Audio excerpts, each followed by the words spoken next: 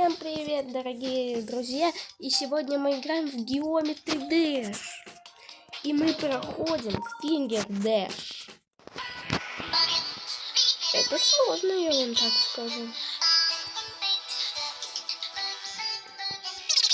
Потому что я его проходил несколько раз. Ну, 5 раз буквально.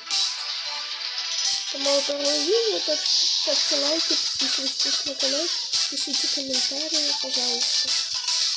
Если не трудно, конечно.